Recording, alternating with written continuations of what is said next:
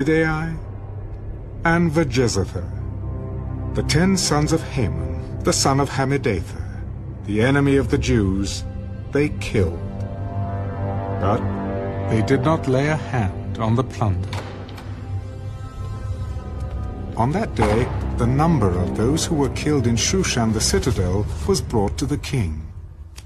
And the king said to Queen Esther, "The Jews have killed and destroyed 500 men in Shushan the citadel, and the 10 sons of Haman. What have they done in the rest of the king's provinces? Now what is your petition? It shall be granted you. Or what is your further request? It shall be done."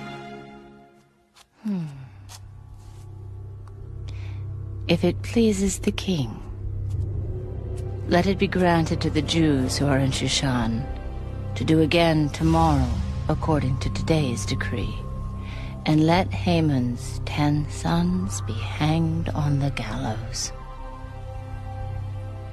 So the king commanded this to be done. The decree was issued in Shushan, and they hanged Haman's 10 sons.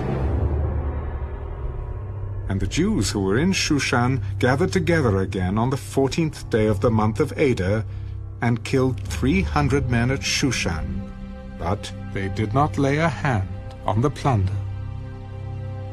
The remainder of the Jews in the king's provinces gathered together and protected their lives, had rest from their enemies, and killed 75,000 of their enemies.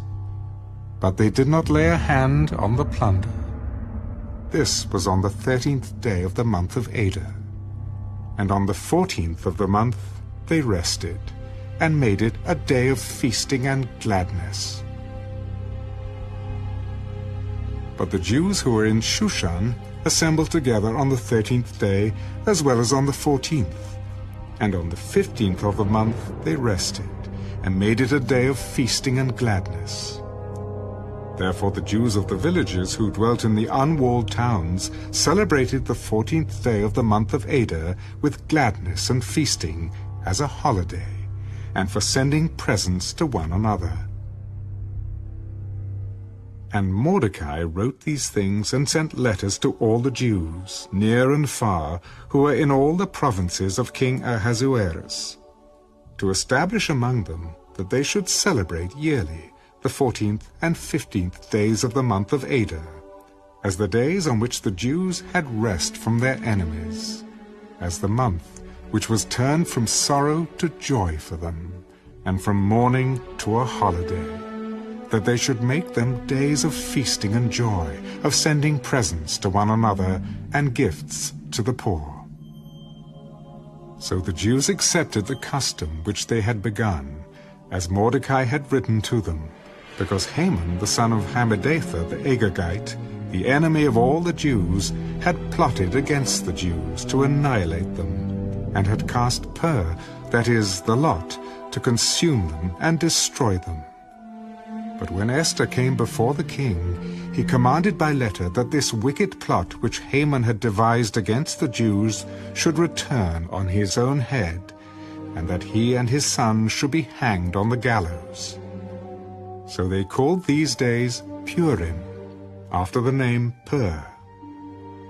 Therefore, because of all the words of this letter, what they had seen concerning this matter, and what had happened to them, the Jews established and imposed it upon themselves and their descendants, and all who would join them, that without fail they should celebrate these 2 days every year, according to the written instructions, and according to the prescribed time, that these days should be remembered and kept throughout every generation, every family, every province, and every city, that these days of Purim should not fail to be observed among the Jews, and that the memory of them should not perish among their descendants.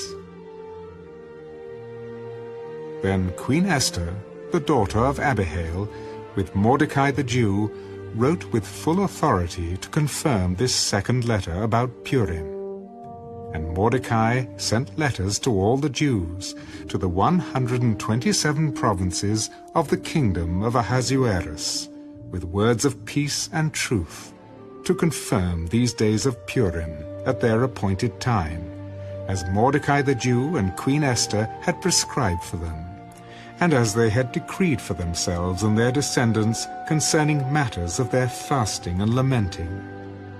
So the decree of Esther confirmed these matters of Purim, and it was written in the book.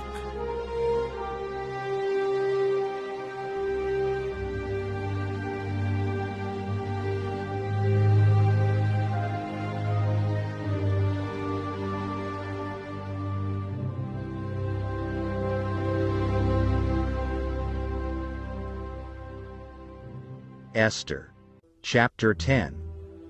And King Ahasuerus imposed tribute on the land and on the islands of the sea. Now all the acts of his power and his might, and the account of the greatness of Mordecai, to which the king advanced him, are they not written in the book of the Chronicles of the kings of Media and Persia? For Mordecai the Jew was second to King Ahasuerus, and was great among the Jews, and well received by the multitude of his brethren, seeking the good of his people, and speaking peace to all his countrymen.